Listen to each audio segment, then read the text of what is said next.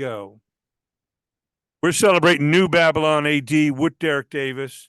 Rome wasn't built in a day. And of course, you guys are coming off some highs. 2015, you did the Monsters of Rock cruise, Y&T, Tesla, Night Ranger. That must have been a trip, man. A lot of Northern California bands there and just being on the ocean. What was that like? Uh, all those cruises are fun. We've done a couple of them. But yeah, I mean, it's great, man. You get a paid vacation cruise, and you get to play, and you get to see a lot of bands that Yeah, you just have to play twice in like 4 days, right? Yeah, you get to play 2 times, different places. I think we played 3 times the 2015. I think we played twice in 2017. You got like the pool stage and then the ballroom and the different. Yeah. So those things are really fun because, like I said, I mean, shit, man, somebody's paying for you to go on vacation, and you get to see cool bands at the same time. Some of the guys I knew from the Bay Area bands, and other bands I'd never seen before. So it's pretty cool, man. I really enjoyed it. We all did. We're hopefully we get on the next one. Yeah, of course. Growing up watching, Y&T and Mhm. Night Ranger coming up doing their thing and Tesla, getting their Geffen deal and Yep. watching all that happen. Well, tell us about this new record. I know you've got some great new songs and you're excited about the record. Tell us how it all came together and what you're most excited about delivering on this one. Well, about maybe a year and a half ago, Tom Mathers, the president of Paris Record, called me up. He said, "Hey, man, have you guys got any material or anything you put out? Are you guys doing anything right now?" And this was just, we'd released a record, Revelation Highway, in 2017 on Frontiers Records. Okay. And then COVID hit, a couple years later. And so the band was kind of like, we were trying to play and things like that, but nobody was playing. This was like 2019, 20, 21. Right, clubs were shut down, all that. Everything was just shut down. It was like, what's the point, and I was writing stuff for myself, and that's what I did. I put out a couple albums for myself, you know what I mean? Yeah. I just keep moving along, regardless of whatever Babylon AD is doing.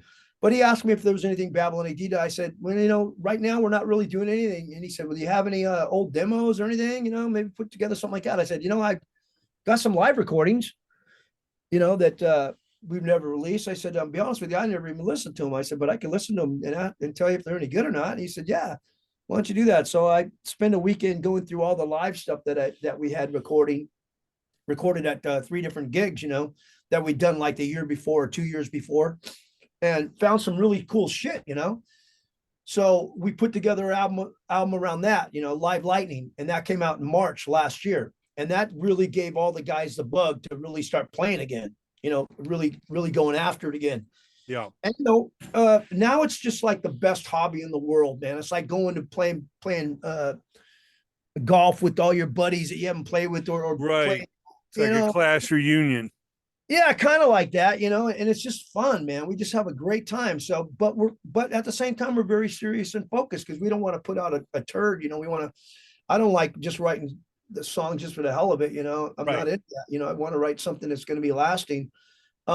So off that, we started writing songs right before we even released that record, because we knew that record was coming out and it was going to give us sort of like a bounce to let everybody know that, the Babylon AD is back, that we're back playing again, that we're serious, Yeah.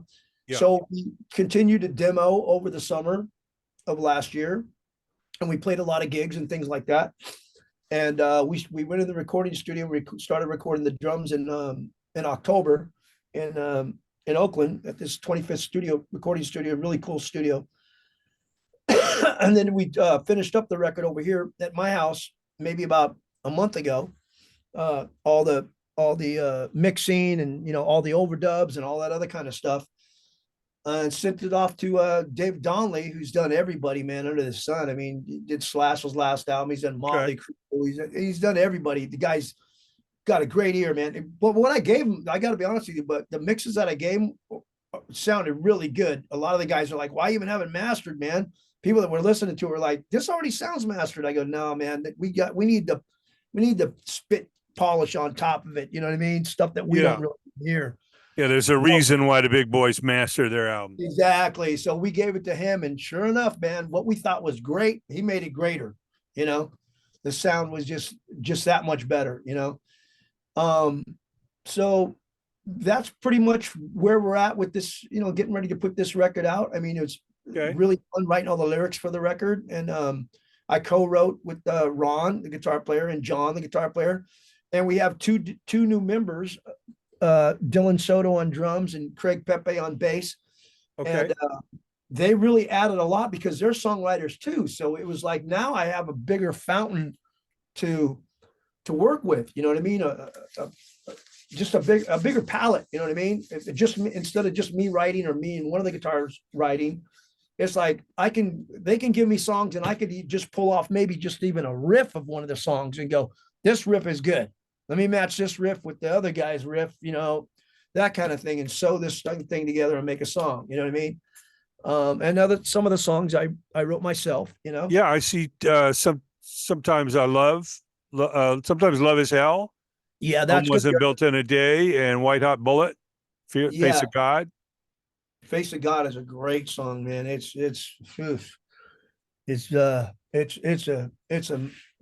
think it's one of the best songs I've ever written by far. But Yeah, I see. It's substantial, man. 6.5 minutes long. yeah, it's kind of like a masterpiece. That's man. epic.